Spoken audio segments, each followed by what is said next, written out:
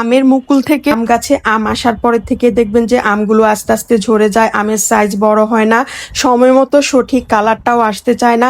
আজকে আম গাছে যে বিশেষ পরিচর্যাটা দিব সেটা আম গাছের পাশাপাশি কিন্তু ছাদ বাগানের যে কোনো ফল গাছে আমরা দিতে পারি। এই যে টবের মাটি কিন্তু আমি খনন করে কিছুটা উঠাই নিয়েছি, তারপরে একটা খাবার দিব, সেটা প্রথমে হচ্ছে বার্মি কম্পোস্ট। জৈব সারের মধ্যে বার্মি কম্পোস্টটা হচ্ছে সেরা। এখানে আমি 500 থেকে 700 গ্রাম দিয়ে দিয়েছি। এই যে বাসি পচা ভাতটা মানুষকে শুধু মোটা করতে সাহায্য করে না, গাছের ফল সবজিকেও বৃদ্ধি করতে সাহায্য করে। আমরা যেমন লবণ খাই, গাছেরও লবণ প্রয়োজন।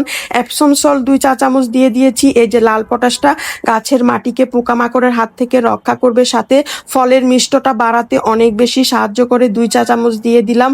আর এখন হচ্ছে আমি মিক্স করা একটা মাটি দিয়ে সবগুলো খাবার এভাবে ঢেকে দিব।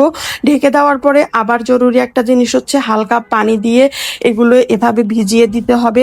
তারপরে হচ্ছে যে এই যে আম বা যে কোনো ফল আমরা যদি বেশি বেশি কীটনাশক স্প্রে করতে না চাই, তাহলে এভাবে 2 রকমের ব্যাগ এখানে দেখাচ্ছি। একটা হচ্ছে এই যে শপিং ব্যাগ, আর একটা কাগজের ব্যাগ।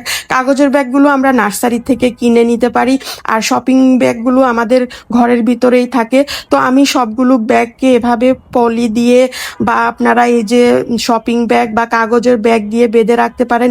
এতে করে গাছের ফলগুলো নষ্ট হবে না, আর আপনাকে ঘন ঘন কীটনাশকও স্প্রে করতে হবে না।